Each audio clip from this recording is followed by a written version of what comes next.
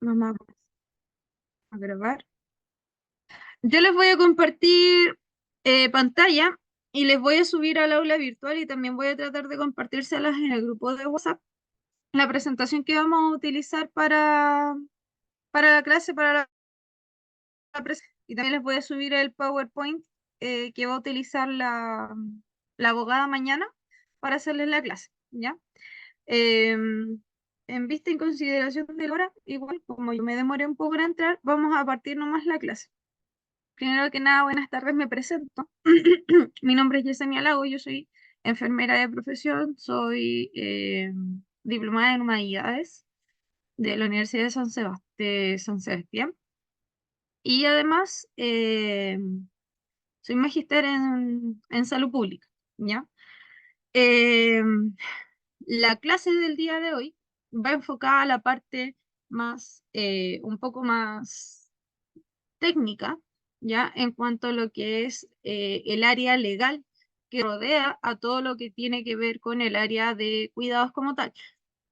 A ustedes, sobre todo como auxiliares de enfermería, así como también si quisieran cumplir labores de cuidadora propiamente tal, tanto en domicilios como en hospitales, ¿ya? Eso es lo que hay. Ya, ahí sí. Y además, les voy a compartir un, un PPT, ¿ya? Perdón, un PDF que tiene relación con las modificaciones a una ley que para nosotros es sumamente importante, que es la ley 20.422, en donde se hace mención a las funciones eh,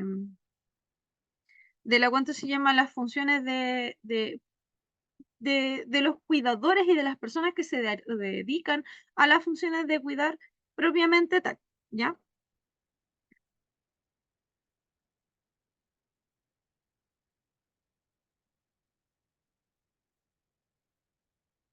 Denme un segundito, chicas, necesito resolver un problema técnico pequeño. Continuamos enseguida.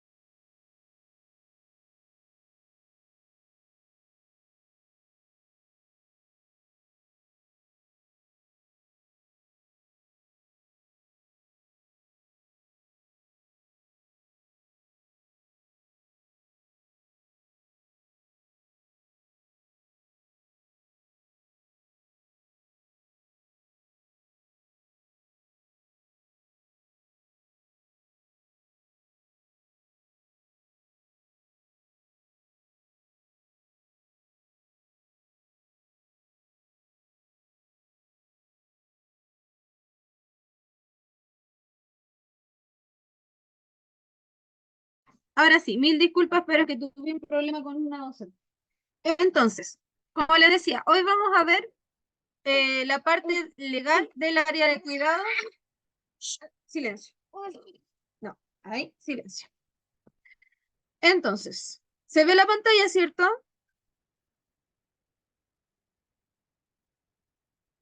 Sí se ve. Ya, sí se ve. Perfecto. Vamos a comenzar hablando por algo que es fundamental para nosotros que nos enfocamos en el área de la salud, que es el código sanitario. ¿Alguno de ustedes sabe y conoce el código sanitario? Perdón, pero es que hay alguien que llegó del colegio recién y está con mamitis. ¿Hay alguien que se maneje en lo que es código sanitario o ese tipo de cosas? No, ¿Código sanitario? ¿O tienen alguna idea vaga de lo que puede ser?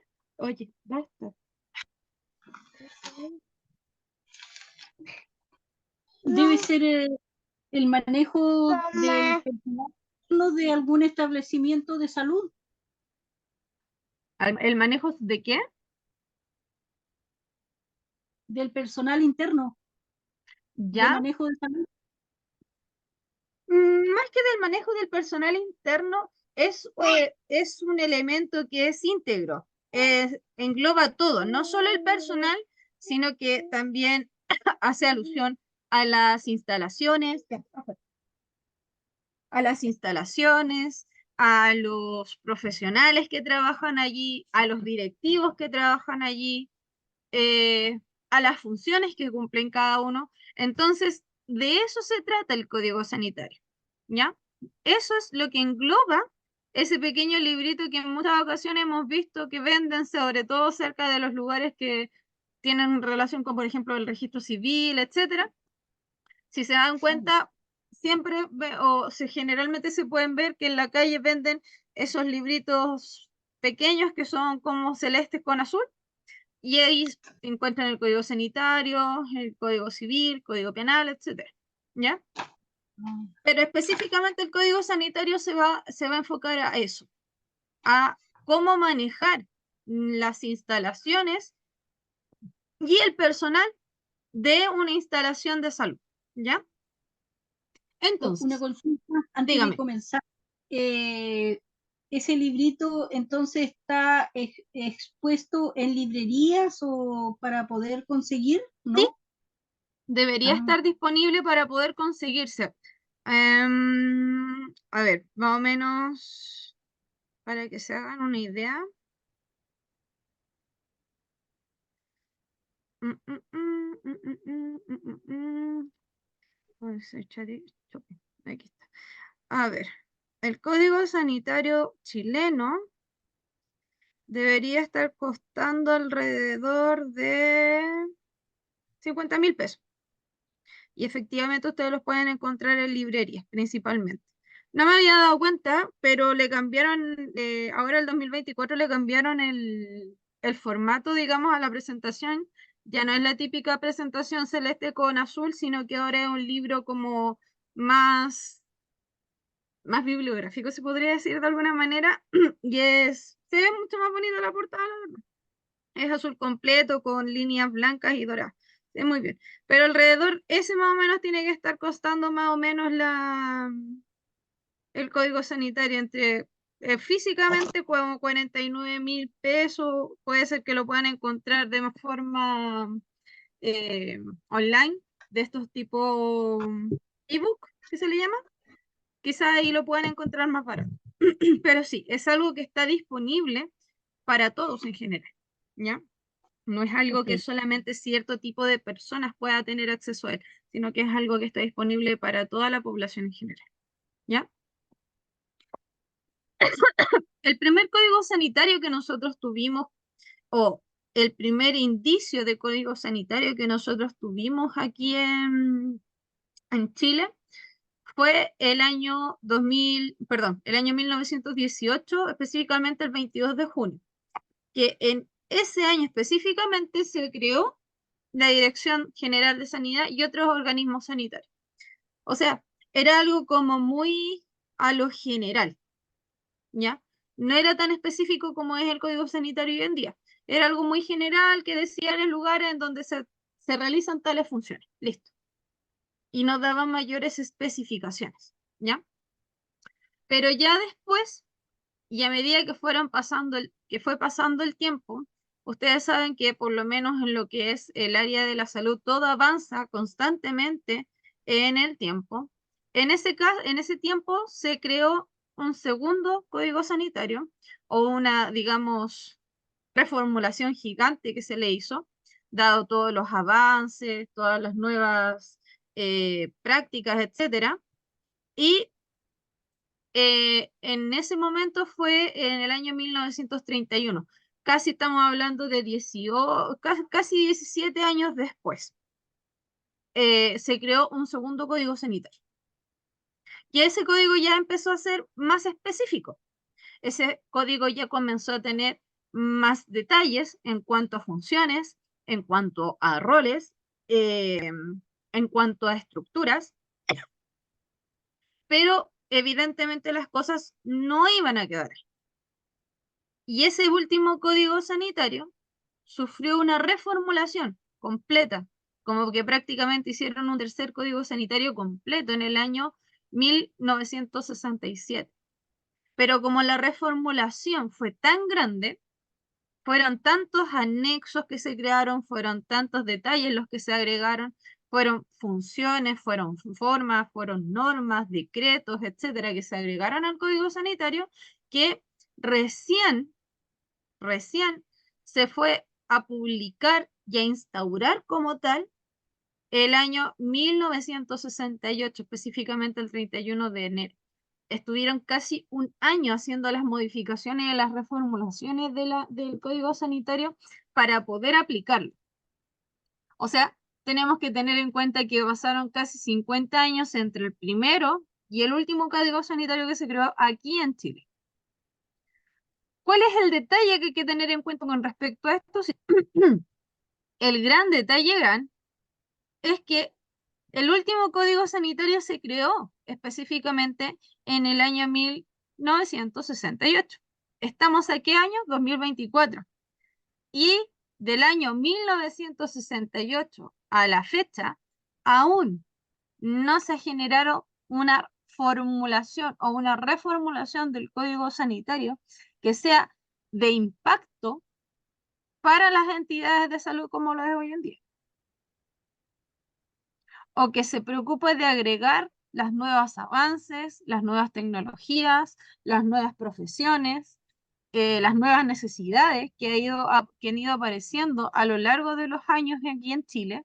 Y por lo tanto estamos hablando de unos 56 años en los que se ha trabajado prácticamente con el mismo código sanitario, sin mayores, o sea, sin grandes cambios que sean, insisto, de impacto para las entidades de salud como tal. Imagínense eso, 56 años prácticamente con las mismas normas. Harto tiempo, ¿no?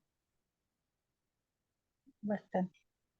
Sabiendo que constantemente lo que es el área de la salud, no estoy hablando solamente de medicina, sino que estamos hablando de otras áreas abocadas al área de la salud, como por ejemplo kinesiología, los ortodoncistas, los tecnólogos médicos, etcétera, han sacado nuevas tecnologías, han sacado nuevos tratamientos, eh, han salido nuevas carreras, ¿cierto? Porque ahora hace poco hay una universidad que lanzó una carrera de medicina biomédica, una cosa así, no me acuerdo bien cómo se llama el nombre de la carrera, pero que no trabajan directamente con el paciente, sino que se encargan o se preocupan de crear elementos tecnológicos para la asistencia de los pacientes.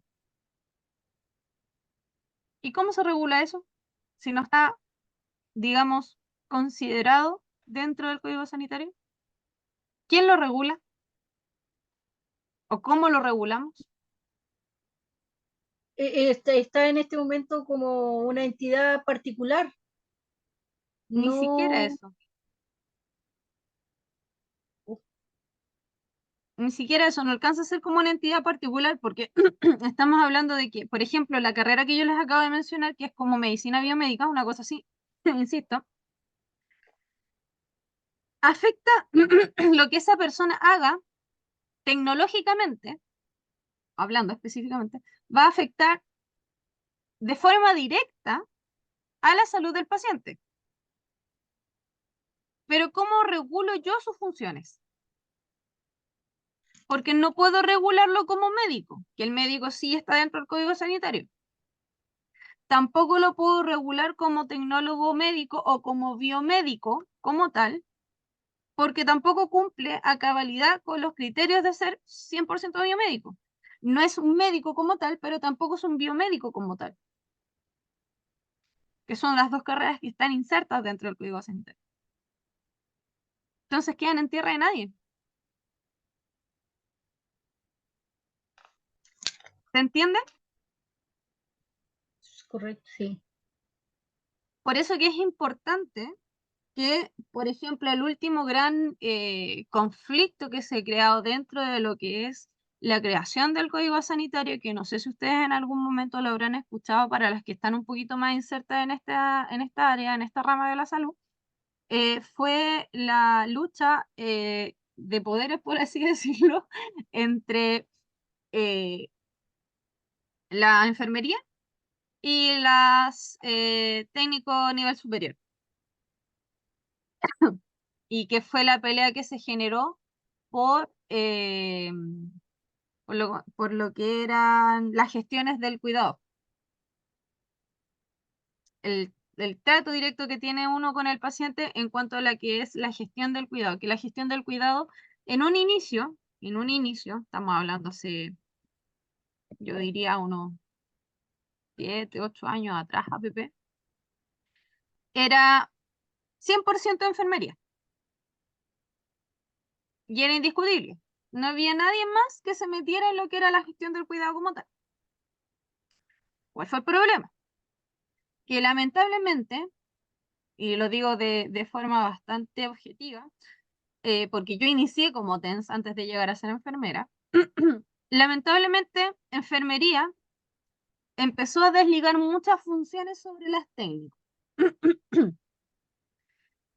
Y al delegar eh, esas funciones,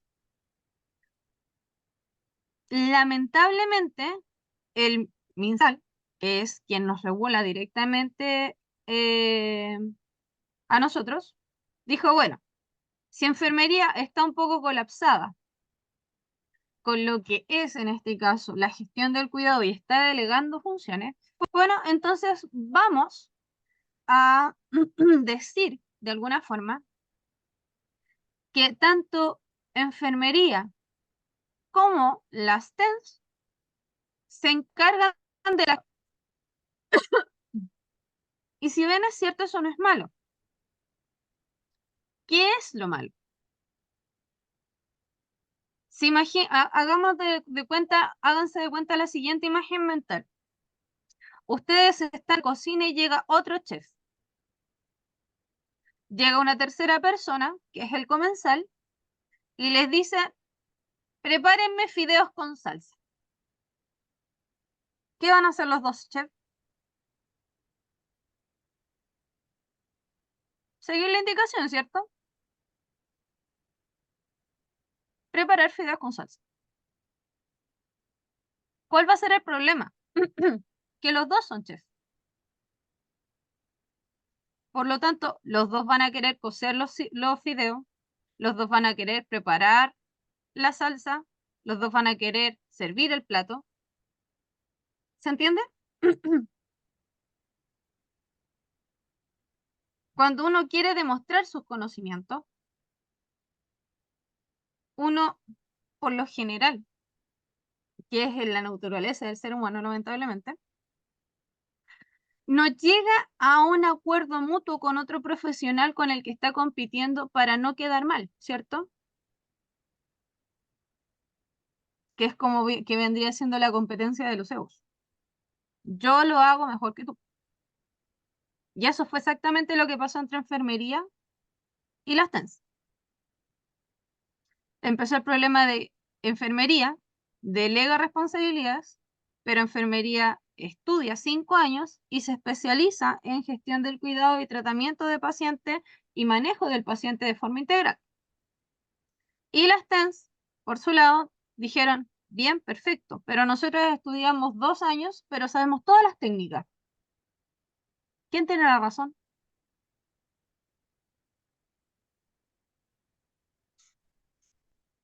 ¿Qué se hace en ese caso?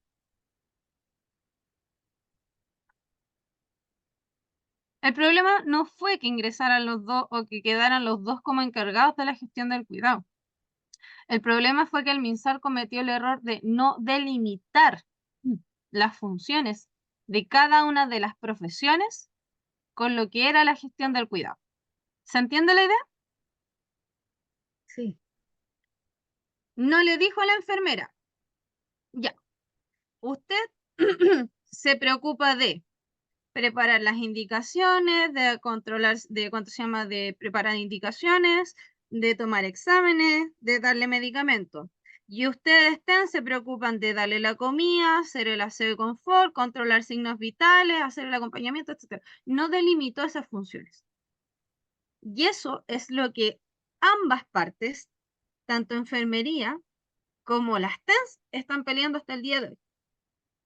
Que se genere una delimitación de funciones entre las técnicos nivel superior y enfermería, para que no se genere este conflicto de poderes de decir, pero yo también puedo hacer gestión del cuidado. ¿Ya? Y eso es importante porque es algo que lamentablemente en lo que es hospitales se ve muchísimo y se nota mucho. ¿Ya?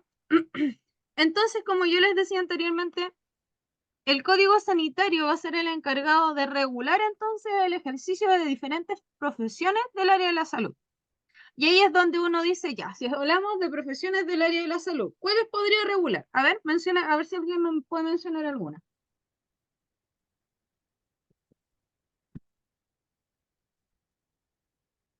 ¿Alguna profesión del área de la salud? La más común, Prof.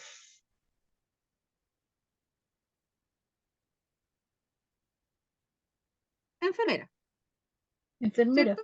Pero en todo caso, profesora, Dígame. siempre la enfermera va a estar sobre el escalafón de un TENS o de un cuidador, por el hecho de que Sí, lleva más años en preparación versus un TENS que tiene 2 años. claro.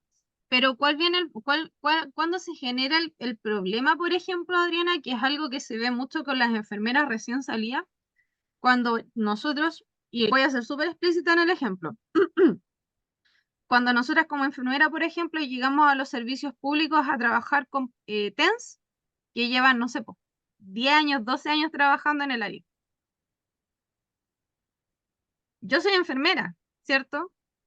Ella es TENS, pero hay muchas TENS que, como llevan tanto tiempo, se toman atribuciones que no les corresponden, que no son de ellas propiamente tal, sino que son de enfermería. Pero como llevan tanto tiempo trabajando y el equipo ya le tiene, por ejemplo, no sé, algún grado de confianza, le delegan responsabilidades que son de enfermería. Y ahí es donde se genera el conflicto. Y es lo que pasa en muchas ocasiones con muchos profesionales del área de la salud. Se supone que enfermería debería llevar la batuta en muchas cosas.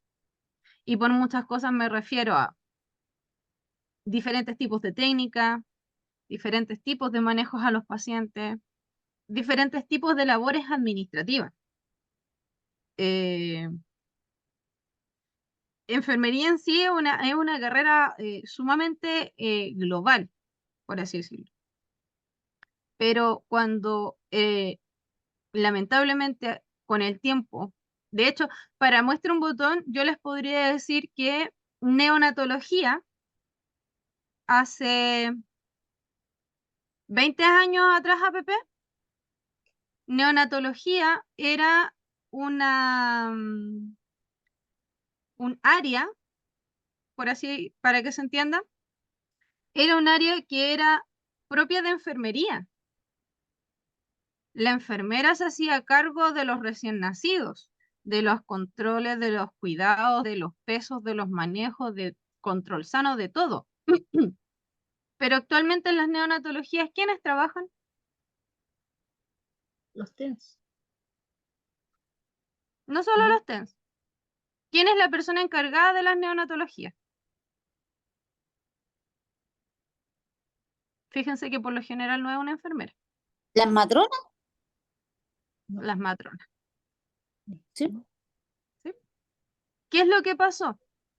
Que enfermería empezó a delegar funciones. Y cuando llegó la carrera de matronería como tal y se implementó, se impartió y se empezaron a manejar o se empezaron a adquirir los conocimientos y los conceptos, no solo del manejo de lo que era la embarazada como tal, porque esas eran las funciones principales de la matrona, el manejo integral de la mujer embarazada. Lamentablemente se le empezaron también a dar conocimientos, bueno, no lamentablemente, pero para enfermería sí. También se le empezó a dar el conocimiento y el manejo en lo que era el manejo del paciente neonato, de los recién nacidos. Entonces, ¿qué hizo matronería? Empezó a meter mano y dijo, es neonato, yo también lo puedo ver. Y de ahí enfermería perdió gran parte de las neonatologías del país a nivel nacional, porque empezaron a entregarle ese tipo de responsabilidad y ese tipo de cargos, no a enfermeras, sino que se las empezaron a entregar a las matronas. Y de ahí la neonatología pasó a ser parte, prácticamente en su totalidad, de personal de matronas, siendo que en un inicio eran de enfermeras. Es más, en la actualidad todavía hay enfermeras dictando clases de neonatología a profesionales de matronería. De esa forma, enfermería perdió muchos campos clínicos en diferentes áreas. En cuanto se llama, por ejemplo, también en ventilación mecánica. En ventilación mecánica, en primera instancia, la ventilación mecánica era 100% también de enfermería. El manejo de los equipos, el manejo ¿cuánto se llama? De los medicamentos, etcétera. Y ahora actualmente en ventilación mecánica podemos encontrar fácilmente más cantidad de kinesiólogos que de enfermeros. Y eso pasa generalmente por la delegación de responsabilidad. Bueno, ese es un dato curioso en realidad. Entonces, continuando. Vamos a encontrar dentro del Código Sanitario los roles o las funciones de diferentes tipos de profesional del área de la salud. Enfermera, psicólogo, matrona, odontólogo, etc. Pero dentro del Código Sanitario no solo vamos a mencionar ese tipo de profesionales del área de la salud, sino que también hay un apartado del Código Sanitario que hace relación y hace mención a las profesiones como por ejemplo químicos farmacéuticos, veterinarios, eh, bioquímicos y los ingenieros en biotecnología. ¿Por qué creen ustedes que siendo el Código Sanitario mencionan este tipo de profesiones dentro de sus funciones? ¿Por qué el Código Sanitario regularía las funciones de este tipo de profesionales?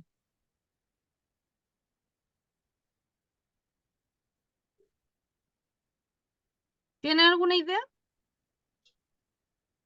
Porque todo lleva un nexo la salud con los medicamentos.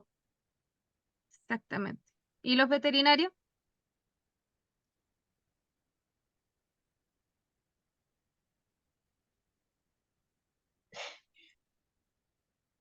También ese es su oficio. Esa fue Bueno, una ahora pregunta capciosa. se resalta, se resalta en este tiempo porque antiguamente era como separado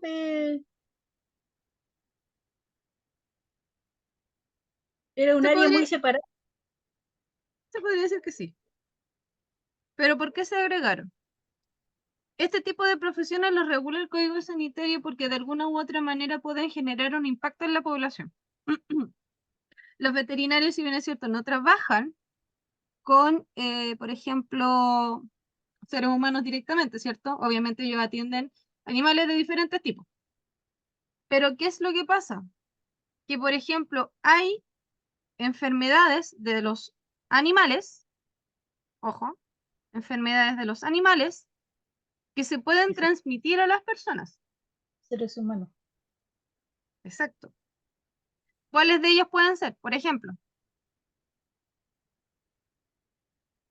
Los gatos, ya, los perros, el arañazo de gato, la sarna en el caso de los perros, la rabia también en el caso de algunos animales, la en caso de una, brucelosis. ¿Cómo? en caso de una mordida de un perro, por ejemplo, que a veces ha suscitado en la calle para una persona que anda transitando y Claro, y si el perrito está mal cuidado puede producir el virus de la rabia. Por eso claro, el Código Sanitario los regula, porque igual puede de alguna manera afectar a la población. Si bien es cierto, el químico farmacéutico no va a trabajar directamente con un paciente, pero el químico farmacéutico sí va a, por ejemplo, eh, generar algún medicamento que pueda afectar a la salud del paciente, ya sea para bien o para mal. Lo mismo con las tecnologías o con los elementos que utilizan los bioquímicos y los ingenieros en biotecnología. Por eso que son importantes y por eso que el Código Sanitario los regula. ¿Ya?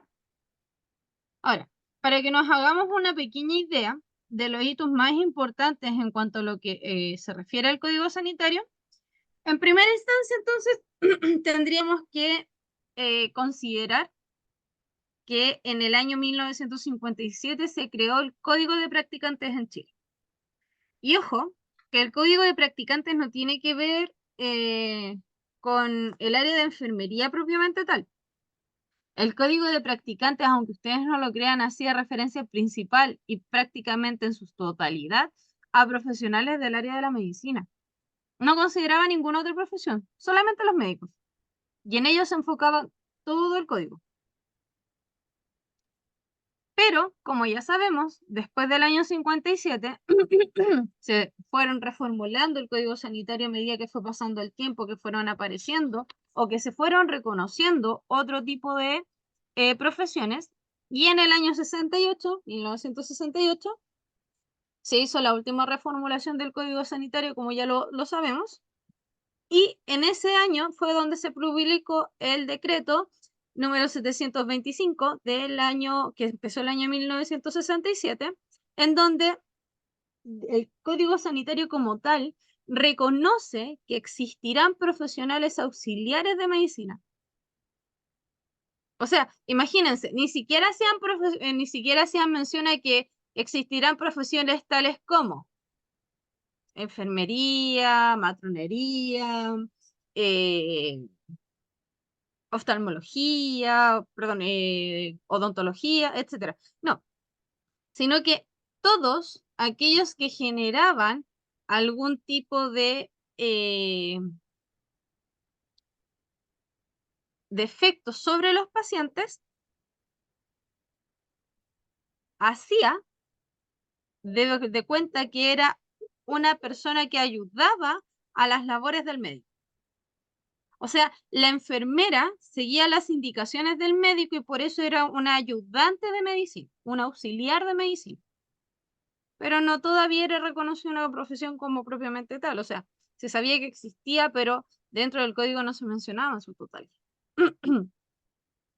En el año 1981 y durante todo ese periodo de tiempo fue que se empezaron a hacer diferentes modificaciones pequeñas, ¿cierto? Y ahí fue donde se crearon los sistemas de salud en el año 81, que es donde se comenzó a sectorizar de alguna manera los servicios de salud para poder disgregar de mejor forma los recursos que se entregaran para esta área y que de acuerdo digamos, al área geográfica que abarcara cada sector, se iban a ir entregando los recursos de acuerdo si era más grande o más chico el territorio. supuestamente era una forma de optimizar los recursos, optimizar tanto el dinero como los profesionales que estaban en cada servicio de salud.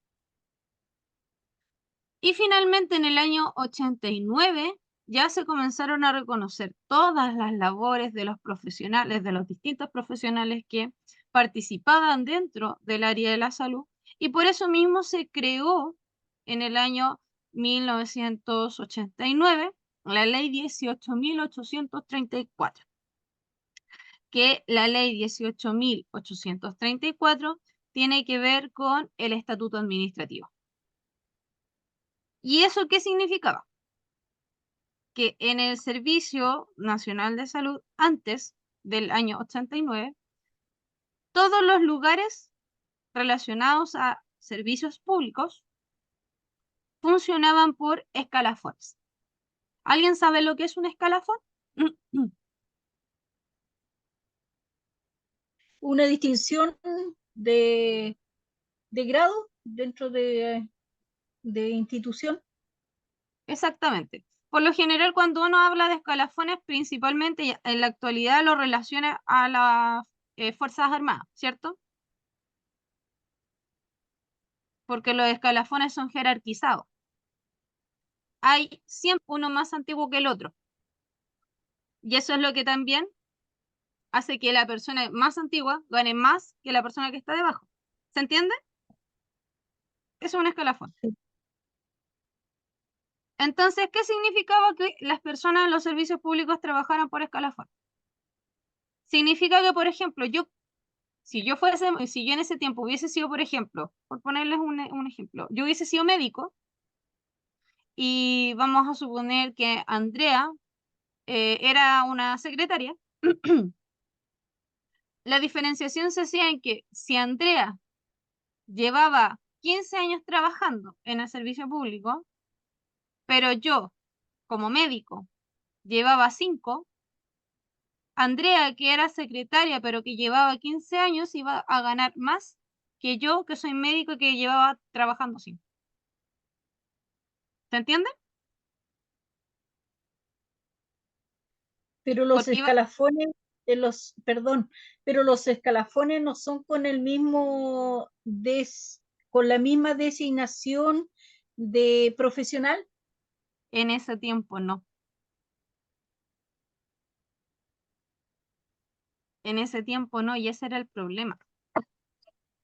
Que no se veían dentro de las mismas profesiones, sino que se veían por el grado, por la antigüedad que llevara a la persona dentro del servicio.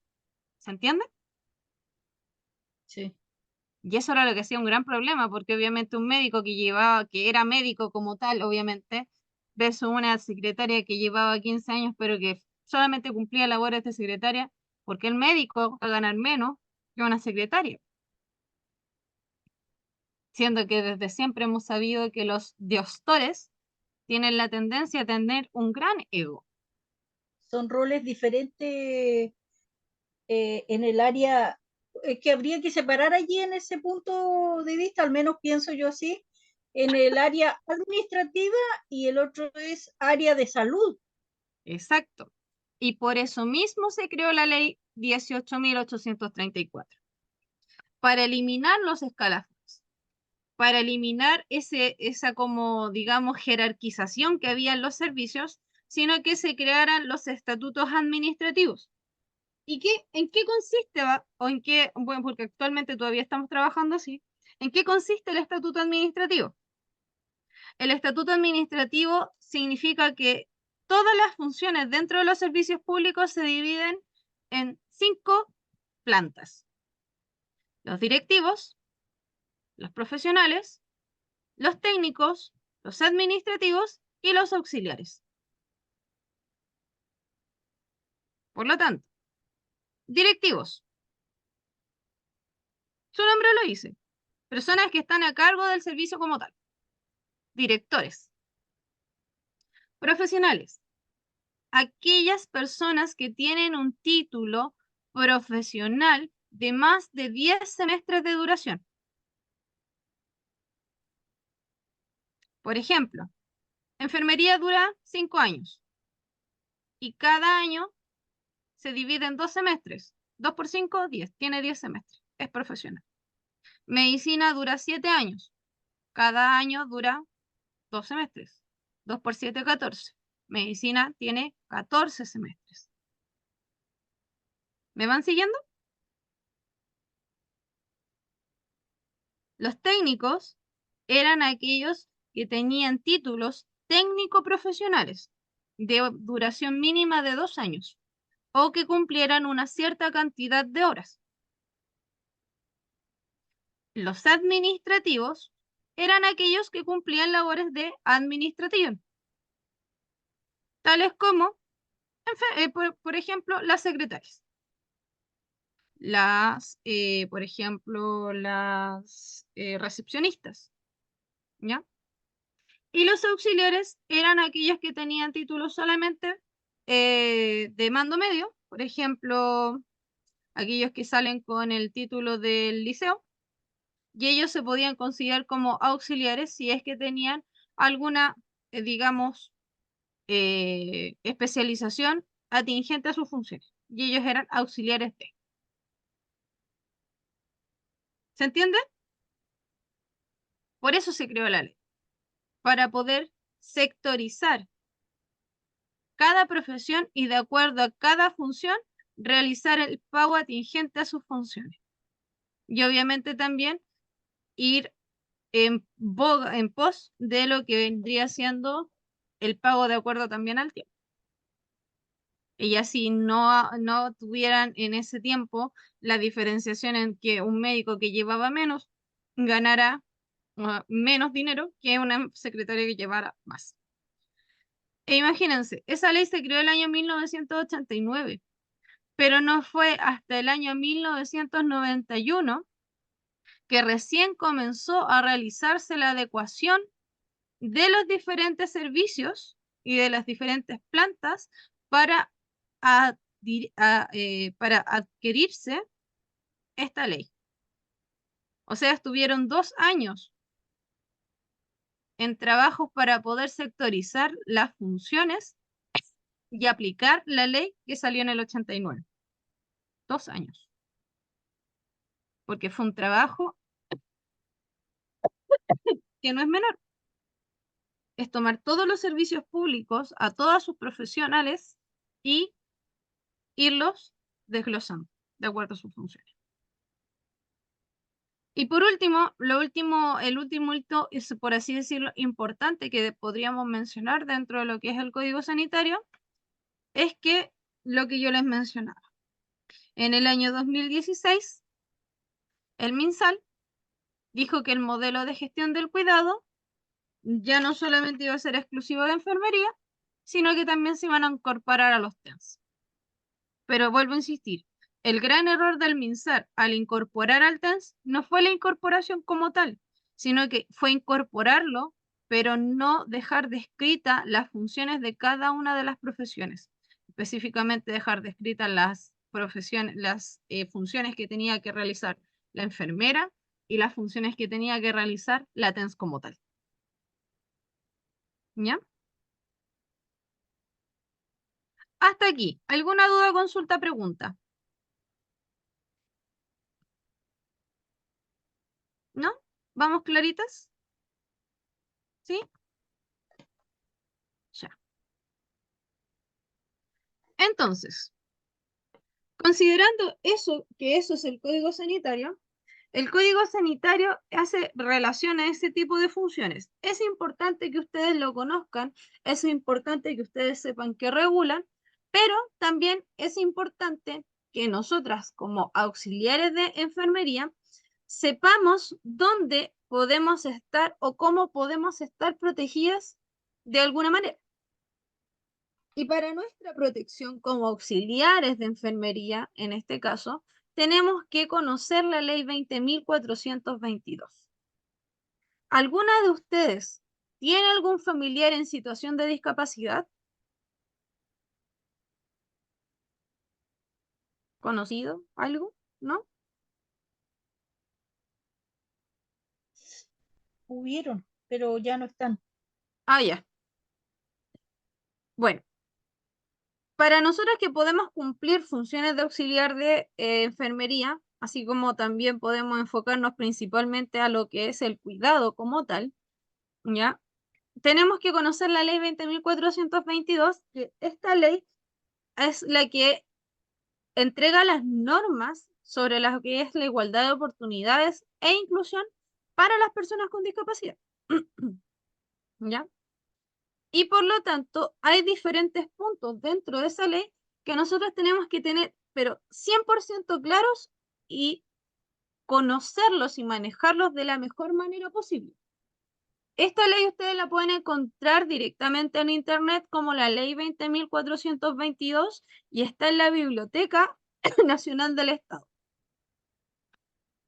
Lo más yo de esta ley les voy a mencionar los puntos más importantes que son los que nos afectan directamente a nosotros de alguna forma. Primero que nada, el artículo número 6 que se menciona dentro de esa ley. Nosotros dentro de lo que es esta ley vamos a considerar el artículo 6 por dos definiciones que se mencionan en ella.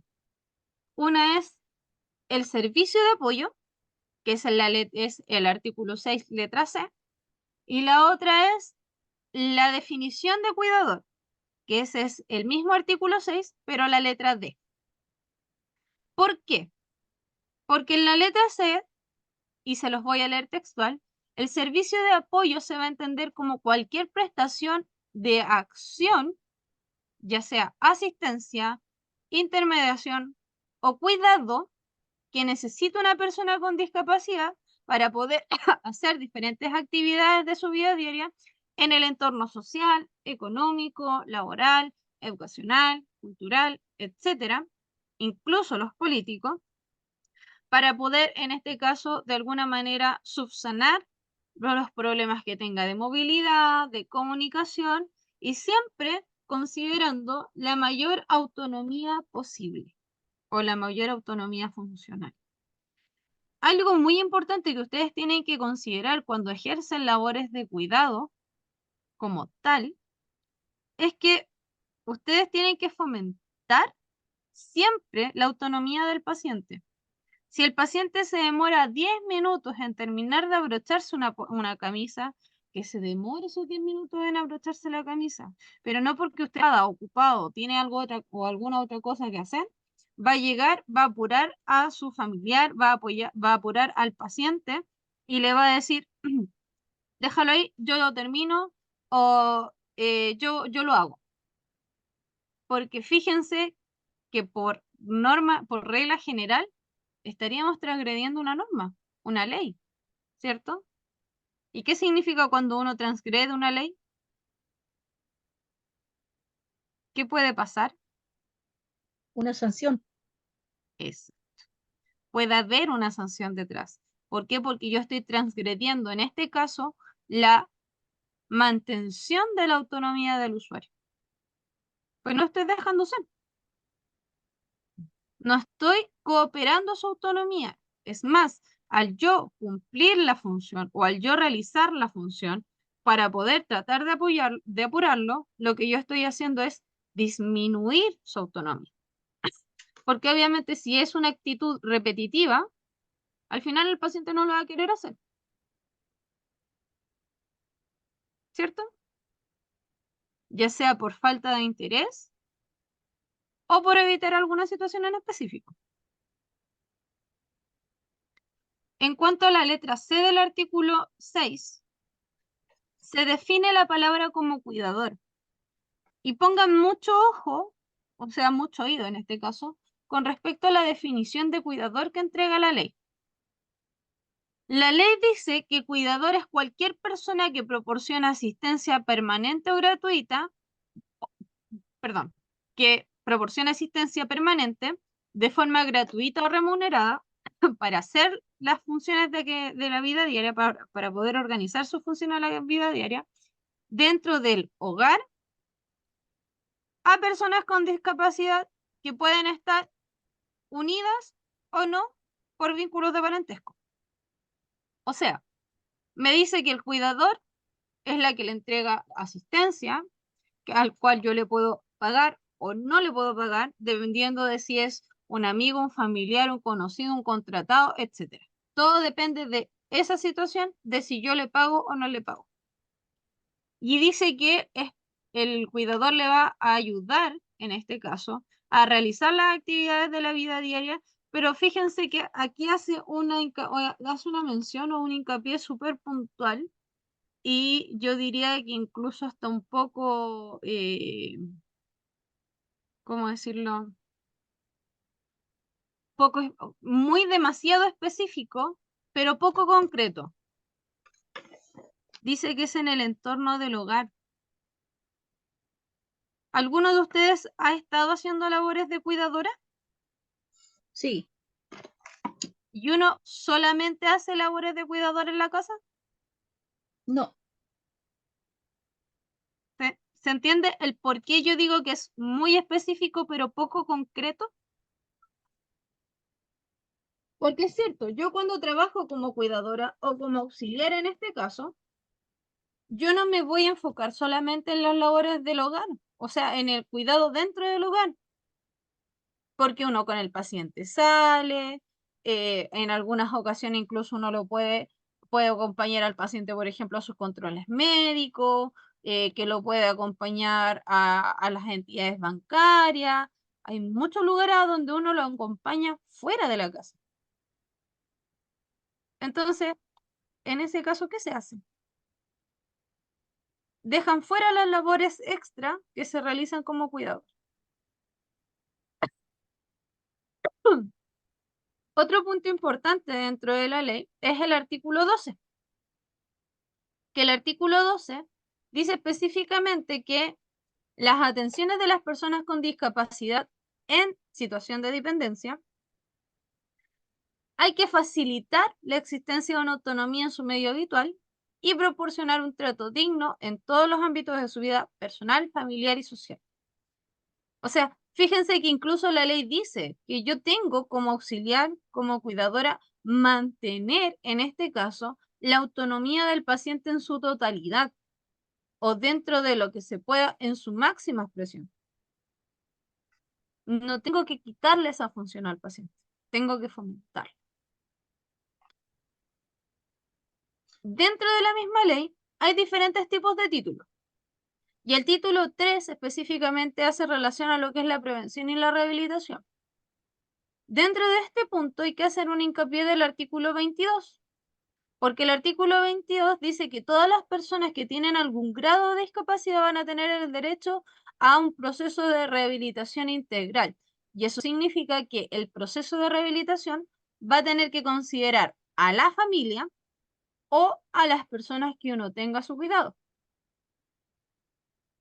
Entonces, en este caso se supone que cuando un paciente entra en un proceso de rehabilitación, a mí me debiesen capacitar para saber cómo poder ayudarlo o que me debiesen estar informando constantemente, porque finalmente, ya sea la familia o el cuidador, la auxiliar, es la que va a estar 24/7 con el paciente, la que va a estar en contacto directo, la que va a hacer un nexo informativo.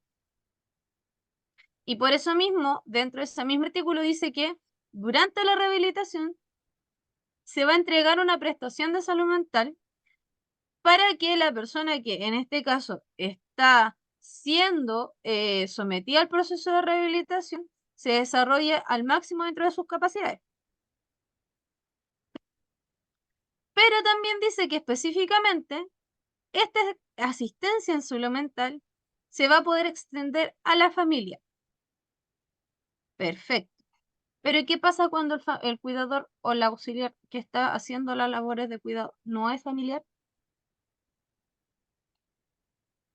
No tiene derecho a la prestación de salud mental, porque solamente se la van a prestar, se le van a entregar esta prestación, por así decirlo, prioritaria al familiar, pero no al cuidador si no tiene un lazo consanguíneo.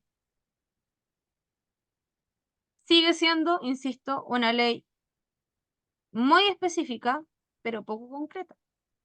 Sigue dejando fuera a los que no tienen, en este caso, un lazo consanguíneo, sino que lo están viendo como que obligadas. Y prácticamente hay puntos en los que da a entender que obligadamente debiese ser el familiar el que esté a cargo de las personas con dependencia o discapacidad. ¿Lo van entendiendo? Sí. Por eso mismo, como nosotros somos parte del área de la salud, pero no estamos inscritos en la Superintendencia de Salud porque no se puede, ¿ya? Porque esto es se podría decir un curso de oficio, más que un curso de perfeccionamiento como tal, es un curso de oficio.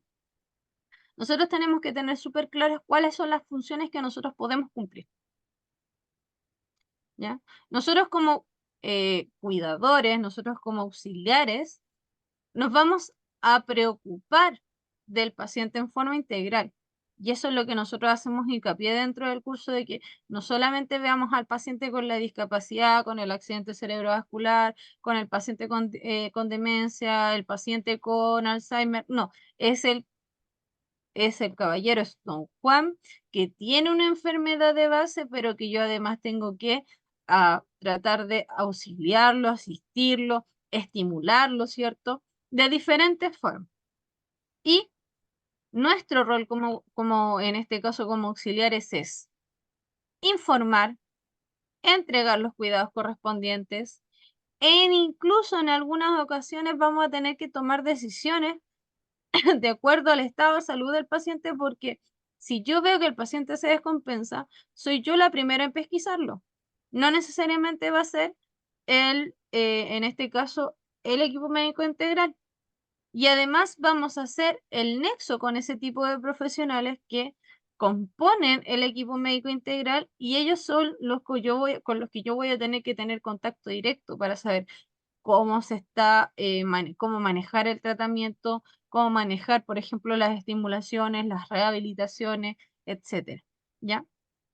Pero para que ustedes sepan, nosotros tenemos ciertas limitaciones. Y, por ejemplo, ¿cuáles son una de las limitaciones más grandes que nosotros tenemos como cuidadora? Es que nosotros cuando llegamos a trabajar, sobre todo en los domicilios, fíjense que a la mayoría de las profesionales, de las auxiliares, les entregan el tratamiento para que ellas lo administren. Y eso es algo que nosotros no deberíamos hacer. Nosotros como auxiliares no estamos autorizadas a administrar ningún tipo de medicamentos. Y ahora, si a mí me delegan esa responsabilidad, esa delegación de responsabilidades idealmente tiene que quedar por escrito o bajo contrato. Porque hay algunas entidades que le entregan el tratamiento preparado al auxiliar y le dicen, tome, déseselo al caballero. ¿Y cómo sé yo si el tratamiento está bien preparado? Si le están dando la dosis correcta. Porque yo puedo conocer la indicación y a lo mejor pesquisar el error. Pero si yo no conozco el tratamiento, no sé cómo pesquisar el error. No sé si le estoy dando la dosis adecuada, si se lo estoy dando por la vía correspondiente. Pero Entonces, si yo dígame, disculpe, una consulta. Ahí en este caso, por ejemplo, yo tengo que administrar medicamentos, ¿ya? pero administro medicamentos, pero que está supervisado por un doctor que llega a domicilio y también como paciente semipostrado. Entonces, ¿Ya? hay una persona responsable que emite una prescripción médica y yo solamente acato Esa esa indicación. orden. Claro, Ya. en este Ah, caso mi ahora, responsabilidad ahora, no es mi responsabilidad, es la responsabilidad de quien lo emite. espéreme. Una consulta. Cuando usted está administrando el medicamento, ¿el doctor está al lado suyo? Deja como indicación, o sea, No, a mi la pregunta familia, fue clara. Mi pregunta fue clara. Cuando usted ¿ya? está administrando el medicamento, ¿el No, no está, doctor, la enfermera, está al lado suyo? no. ¿Hay algún papel escrito firmado ya sea por la enfermera, por el médico o incluso por los mismos familiares responsables del paciente que digan que Adriana Cárdenas está autorizada a administrar el medicamento tanto, tanto, tanto, tanto, tanto, tanto? Prescripción médica sí, porque No, hay no, una no, receta. no estoy hablando de la prescripción. Si yo entiendo que evidentemente todos los medicamentos tienen que tener una prescripción médica para administrarse. Claro, Mi pregunta es, si hay un papel no. escrito, autorización En- escrita que diga que la Adriana Cárdenas está autorizada para administrarle los medicamentos a Juanita Pérez. Ya. Bueno, en este momento no, pero cuando se trata de un paciente que está en la familia, uno está directamente conectado con, por ejemplo, con un Cefán, está regularizado, Sí, pero insisto, Adri, para que me entienda la idea, usted ¿sí? está directamente relacionada con el CEFAM, usted está contratada por CEFAM, está contratada por familiares, es su No, familiar, ¿quién? no, no, ¿Qué es? ni siquiera es una contratación porque resulta que cuando uno tiene un familiar o cuando está en una situación de discapacidad, la persona que está allegada sin necesidad de ser cuidador, porque yo anónimamente he sido cuidadora de muchas personas, pero de la familia, Pero es que ¿me por eso, entiendes? esa es mi pregunta, ¿tiene un lazo consanguíneo? Sí, po. Ya, En, esa es el- la, en el- en el pues caso- ahí a eso es lo que quiero llegar. Cuando hay un lazo consanguíneo, en este caso se puede tomar la responsabilidad porque hay un lazo consanguíneo y se puede tomar como que usted es el tutor legal del paciente, ¿ya?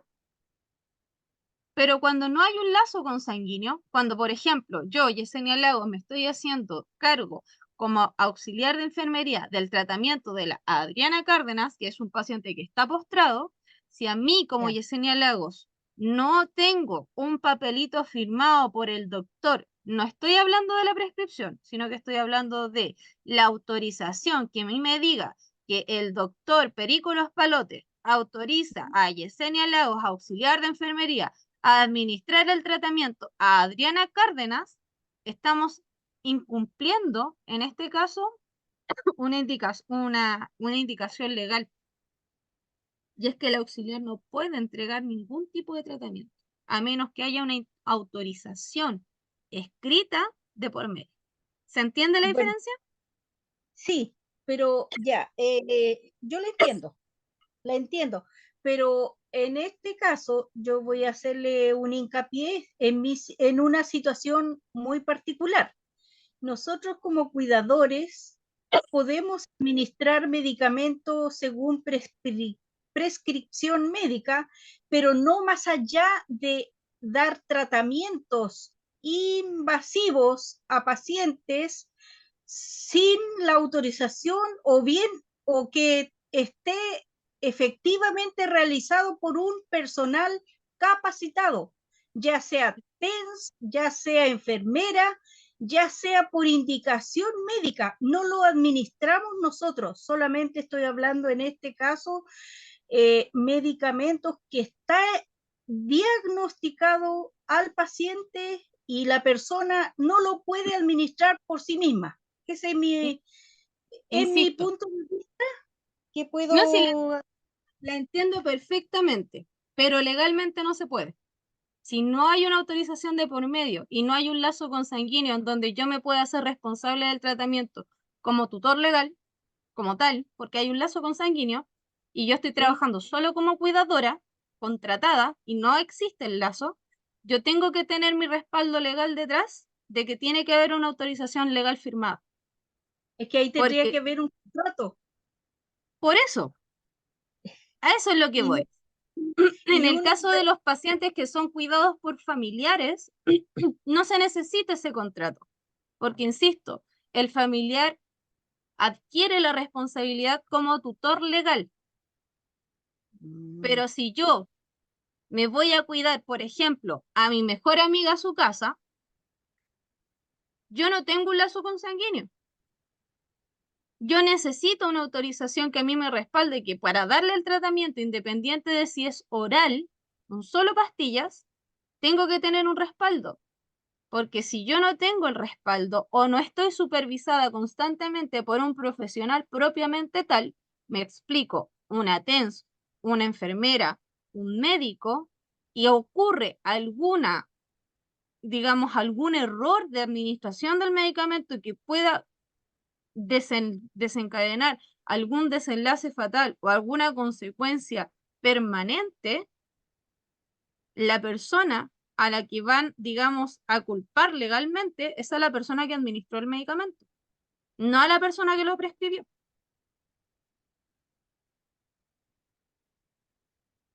Porque son dos cosas diferentes.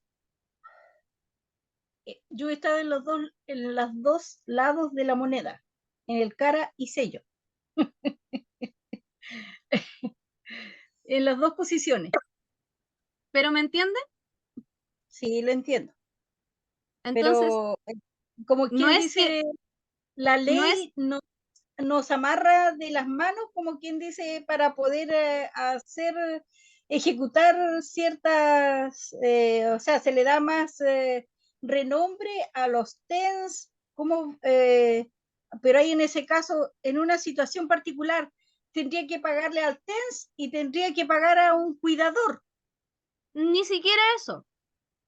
Yo, si contrato un TENS, o si yo contrato un cuidador, si yo soy en este caso el responsable legal, yo le hago el contrato al cuidador y dentro del contrato dejo estipulado que yo autorizo al cuidador a administrar tratamiento. ¿Me sigue la idea?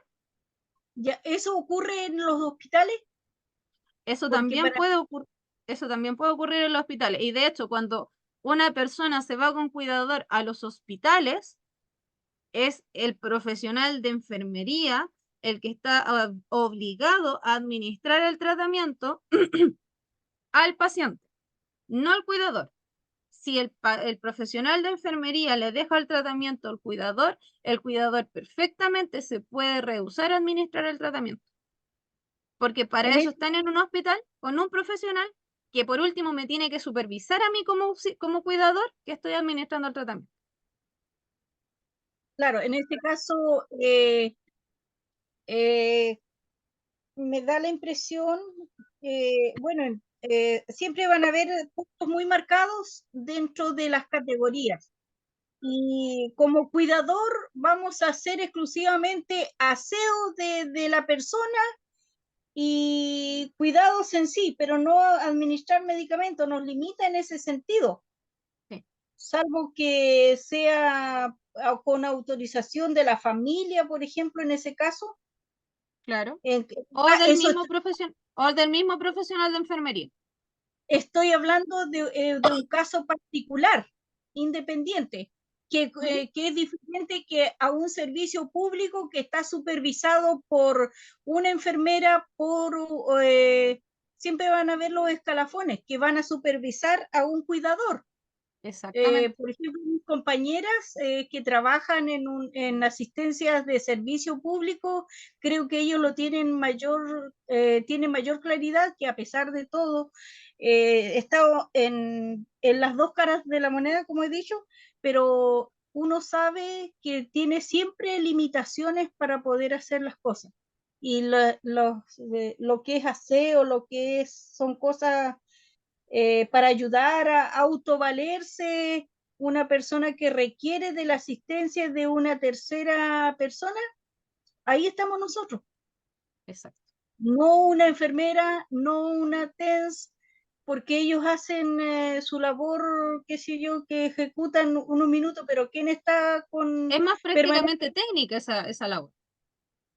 Claro, Pero sí, sí existe esa limitación. Y es una de las limitaciones más marcadas que tienen los cuidadores en este caso, que es la administración del tratamiento, que siempre ha sido un punto de quiebre entre el profesional de enfermería y el cuidador, porque muchos se desligan de la responsabilidad, le entregan el tratamiento y lo he visto, lo digo muy con conocimiento de causa. Yo más de 16 años en el servicio, trabajando en diferentes servicios de salud.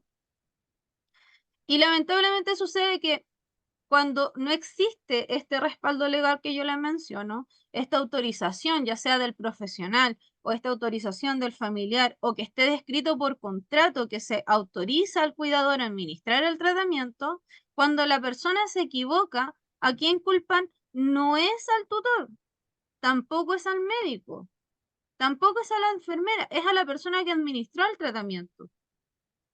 y quien administró el tratamiento fue el cuidador.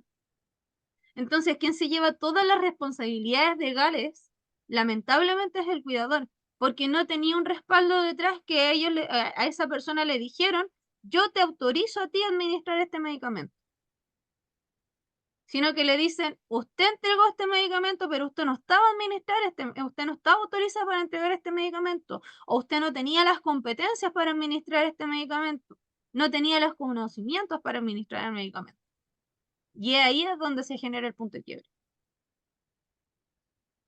Uno de repente lo hace de muy buena, de muy buena fe, ¿cierto? Para poder ayudar, para poder meterse un poco más en el tema, para poder tener una mejor llegada quizás con el paciente, con los familiares. Pero lamentablemente, si no existe ese respaldo, las consecuencias legales son mayores.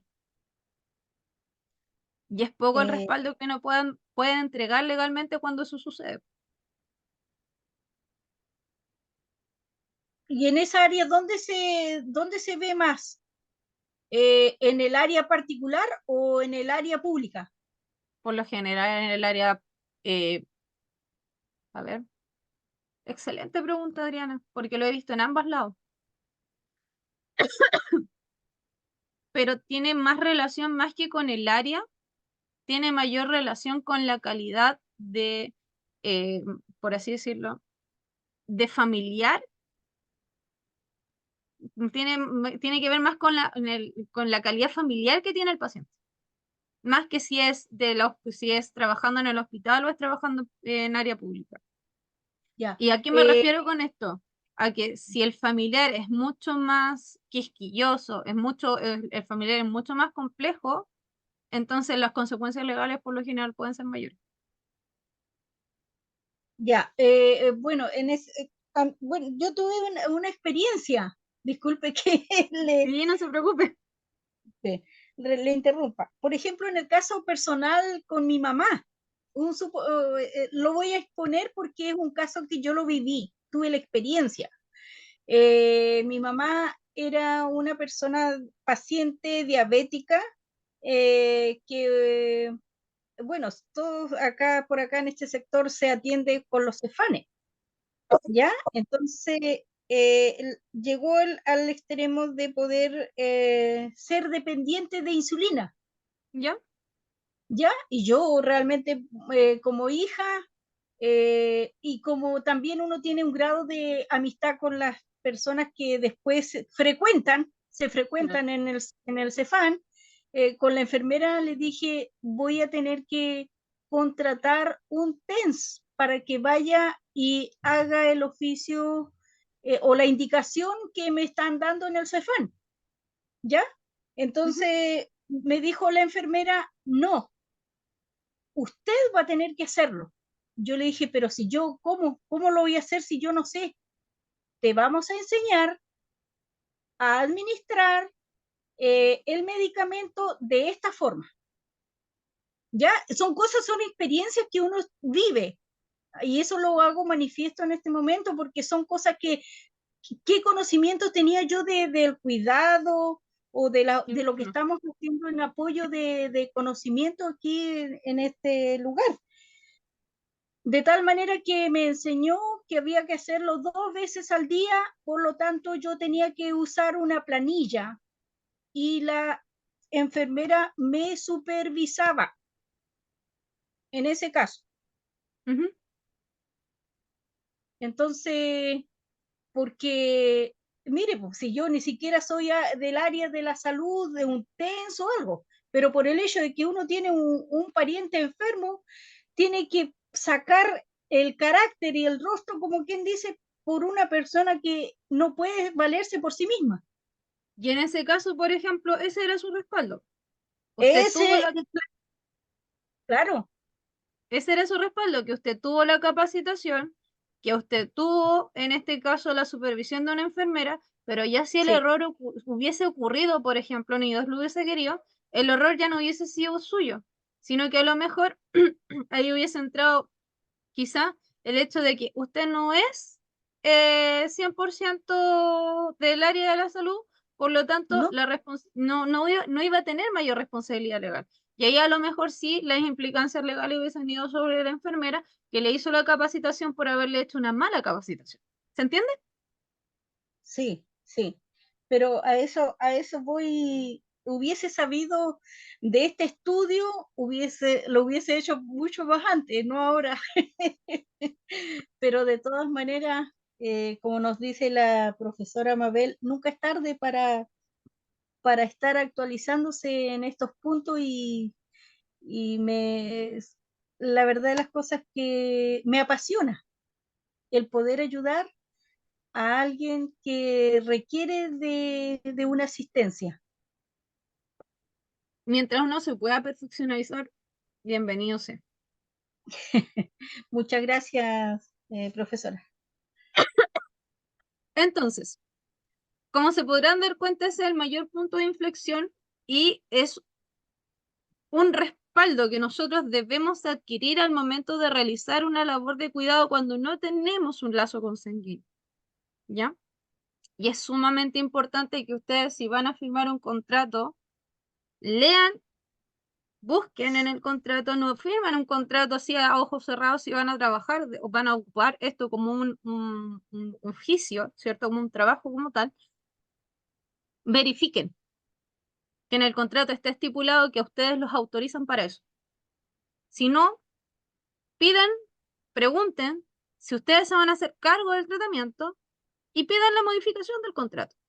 Y le piden a la persona que está empleándolos que dentro del contrato deje estipulado la administración del tratamiento y que deje bien en claro cuáles van a ser sus funciones, porque ojo, dentro de las funciones de los cuidadores, nosotros tenemos que hacer que la persona esté conectada en el presente, pero que pueda vivir el presente conectada con su pasado y con una mirada optimista hacia el futuro. Lo que tenemos que evitar, sobre todo los pacientes con algún tipo de enfermedad crónica, es que el paciente se me estanque pensando que hasta aquí llegó, esto es todo lo que tengo, esto es todo lo que soy y no voy a hacer más. Uno tiene que permitirle hacer una retrospección al paciente y decirle, pero mira lo que has logrado hasta ahora. Que después mira hacia el futuro y le diga, mira lo que puedes lograr, puedes hacer muchas cosas.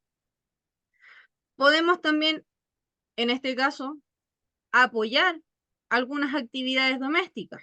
Por ejemplo, podemos apoyar al paciente a la movilización dentro del domicilio. Podemos apoyar al paciente a que, por ejemplo, realice pequeñas actividades dentro de la casa. Por ejemplo, hacer que la persona, para poder mantenerla estimulada y movilizada, se ponga a barrer. Cosas pequeñas que no generen, digamos, o que puedan generar algún impacto con consecuencias dentro de su enfermedad y todo obviamente atingente a su estado de salud. Podemos ayudarlos a los desplazamientos, a la higiene personal. Podemos, de siempre y cuando exista la autorización, supervisar y administrar los medicamentos.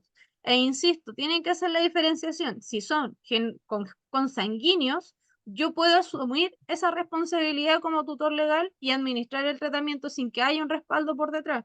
Pero si no soy consanguíneo, siempre tiene que existir el respaldo.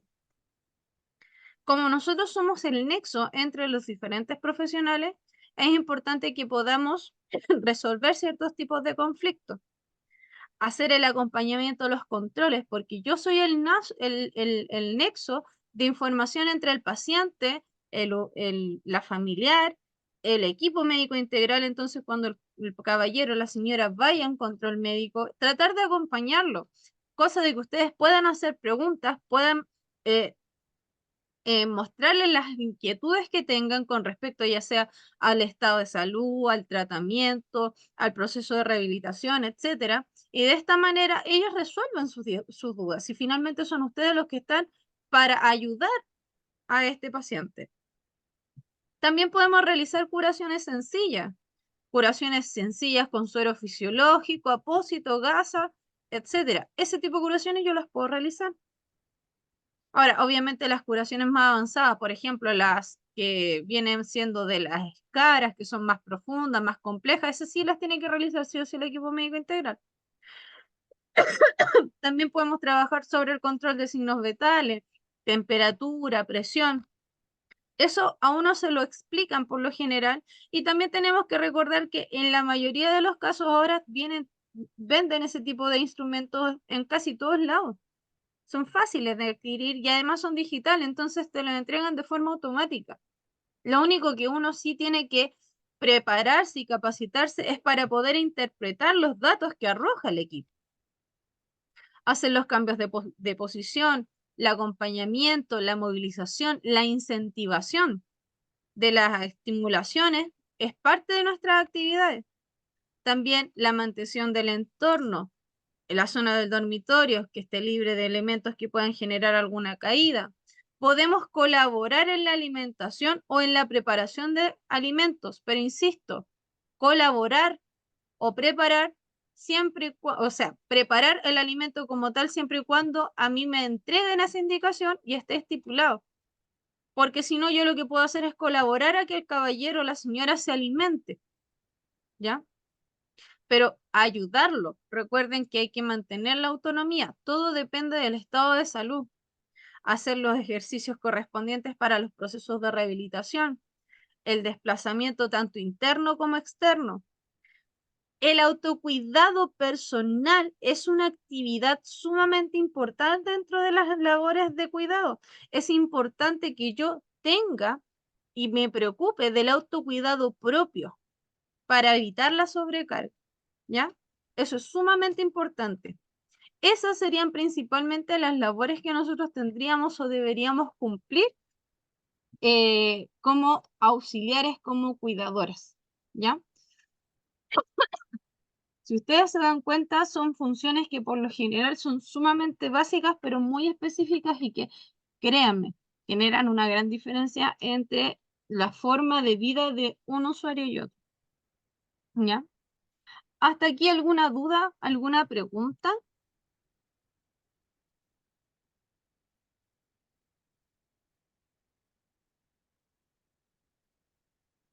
¿No?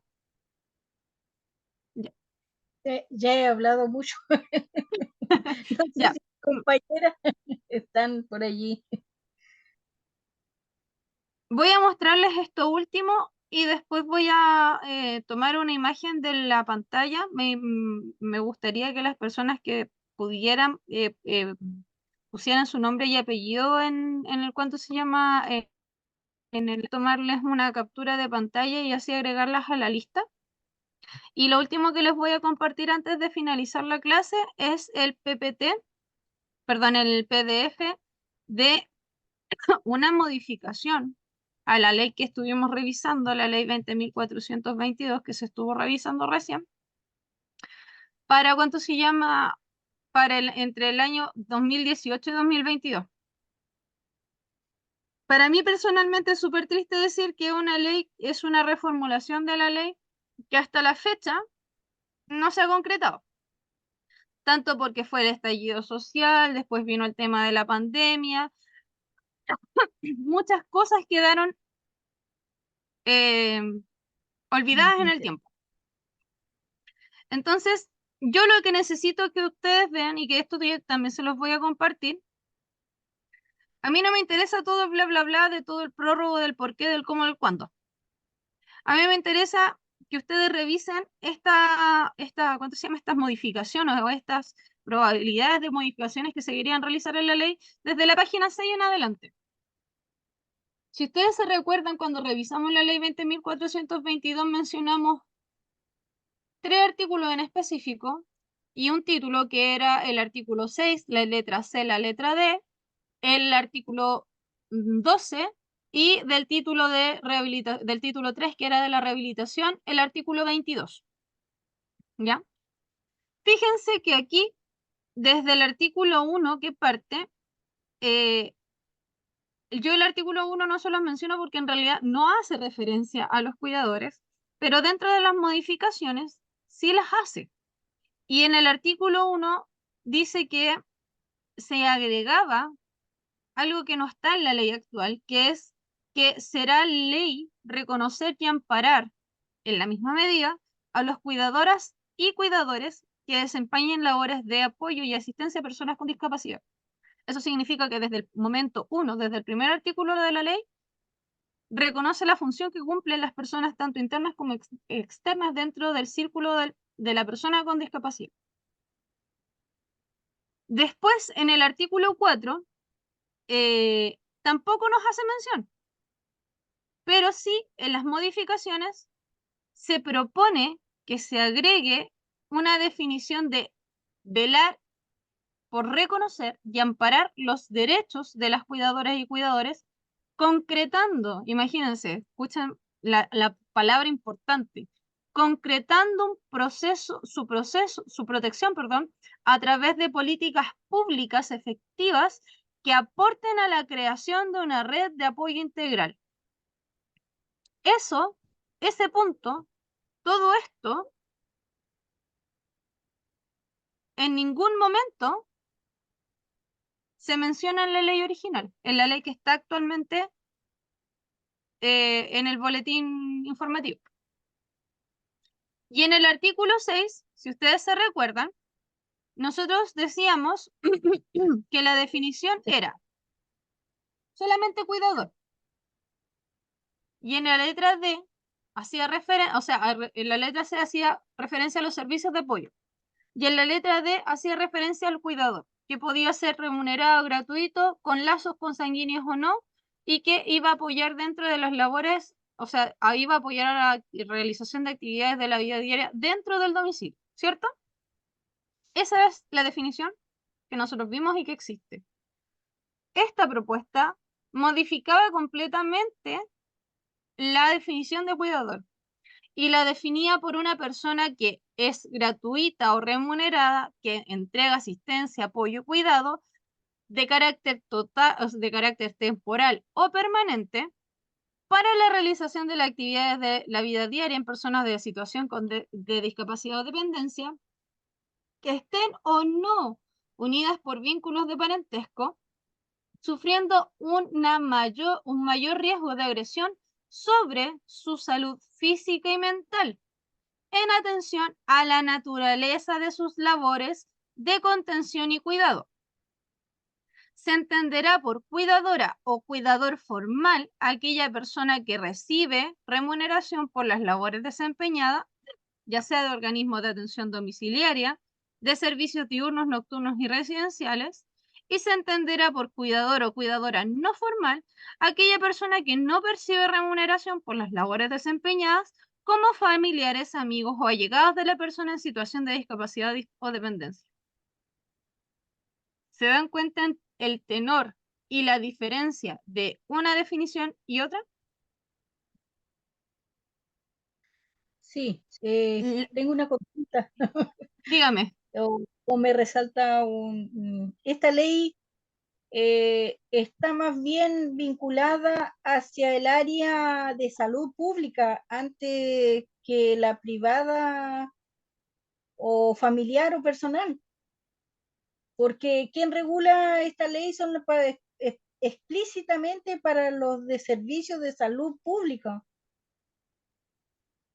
Y por eso que estas modificaciones, si ustedes se dan cuenta, hacen una mención más integral de las funciones del cuidado. Porque ya aquí hace mención de que, por ejemplo, ya el cuidador no necesariamente tiene que ser consanguíneo, sino que puede ser un amigo, un allegado, algo que, insisto, que en la realidad actual, en la ley actual, no se menciona. Entiende que hay dos tipos de cuidado, estas modificaciones también entiende que hay dos tipos de cuidadores, que pueden ser los remunerados, los no remunerados. Existe también un reconocimiento al desgaste propio del cuidador dentro de su propio estado de salud. Entonces, es una ley muchísimo más integral. Es una ley que no solamente hace referencia a un tipo de sistema, ya sea público o privado. Es una ley que hace referencia de forma integral a la labor del cuidado propiamente tal. y no se enfoca solamente en que el cuidador tiene que ser necesariamente una persona de relación de consanguinidad con el paciente.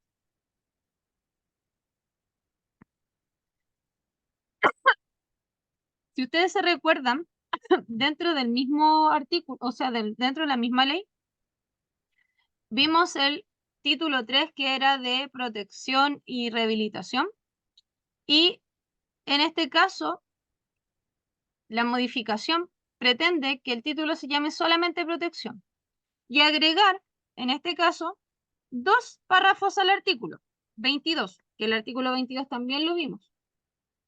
A este párrafo, digamos, la modificación pretende agregar que las personas con discapacidad tienen derecho a contar con un servicio de apoyo, asistencia y cuidados, los cuales pueden ser proporcionados por su familia, su círculo más próximo, o por terceros dedicados a tales labores. También dice que se agrega que las cuidadoras y cuidadores que se dediquen al apoyo y asistencia de personas con discapacidad van a ser sujetos de protección y titulares de los siguientes derechos, que son 3. Según la modificación, entiende que el cuidador tiene derecho a tener una buena calidad de vida para responder a las exigencias de las labores, propiciando su recreación autocuidado, así como también la igualdad de oportunidades en materia económica, cultural, social, educacional y laboral. El segundo derecho hace mención a que, en este caso, la autoridad competente cree, que en este caso vendría siendo el Servicio de Salud, una red de apoyo integral en donde digamos, se describan profesionales como psicólogos, psiquiatras, asistentes sociales, que velen por el derecho de atención prioritaria en salud primaria, al igual que la persona que está a su cuidado. O sea, en el estricto rigor me están diciendo que en esta modificación yo tengo derecho a una atención prioritaria de salud, aun cuando yo no tenga enlace consanguíneo, cosa que en la ley actual no se menciona. Hace específicamente énfasis en que si tengo un paciente en un proceso de rehabilitación, el que va a tener acceso a las prestaciones de salud mental prioritarias van a ser los familiares, no el cuidador.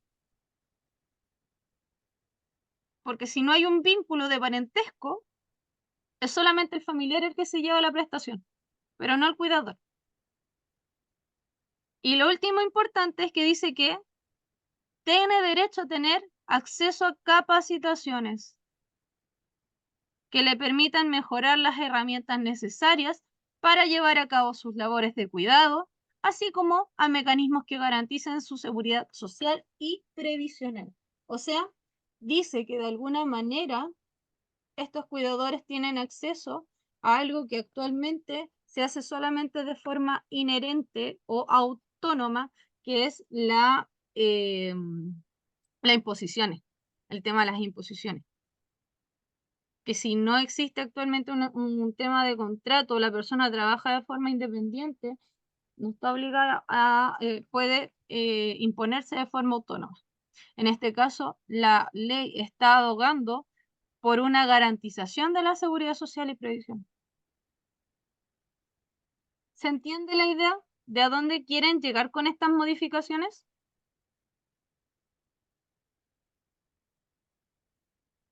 A que sea todo mucho más íntegro y sea la labor del cuidador dentro de el espectro de lo que vendría siendo en este caso las labores de cuidado sean mucho más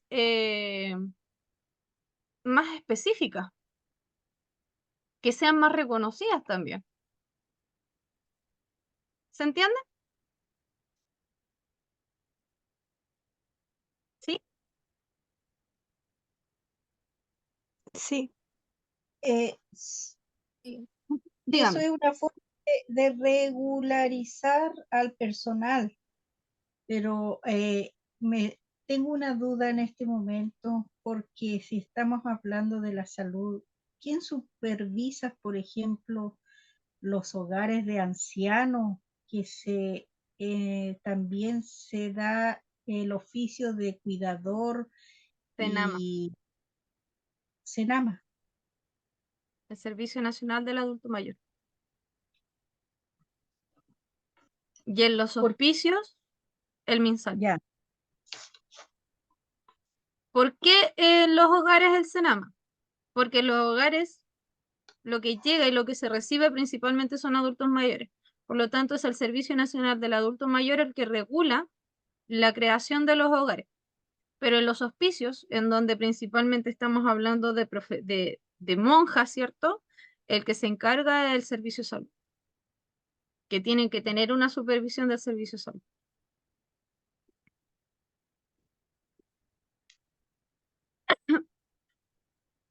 ¿Se entiende la idea? Andrea consulta, ¿cuál es su apellido? Andrea Burón. Andrea Burón. Perfecto. Ya. ¿Alguna duda, consulta, pregunta? ¿No? Perfecto. ¿Alguien tiene algo que acotar, algo que preguntar? hay que leer nuevamente todo para Yo les poder voy a entender.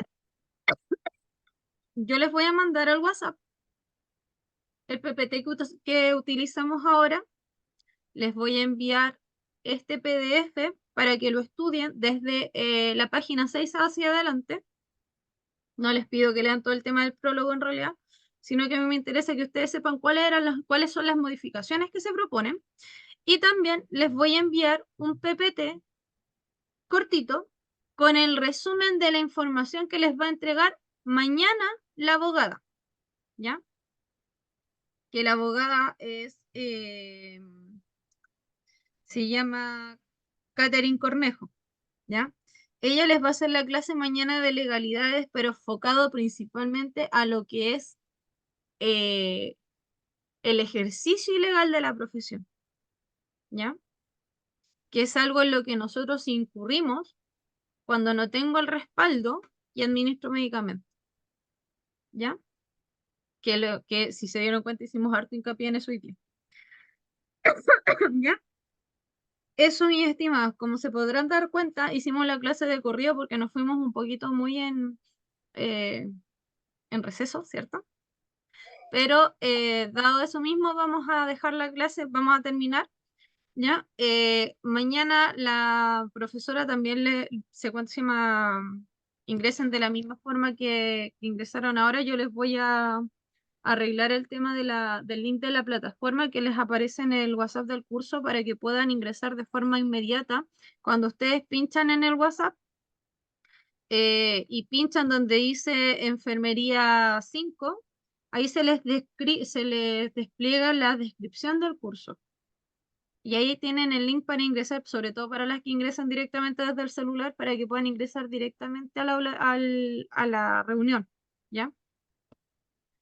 Sobre todo para las que tienen, solicitan el link. Esa es una forma de ingresar y la otra forma que pueden es por el aula virtual, ¿cuánto se llama? Por el recuadro, por el link que sale en la página que dice, en el cuadro que dice Zoom.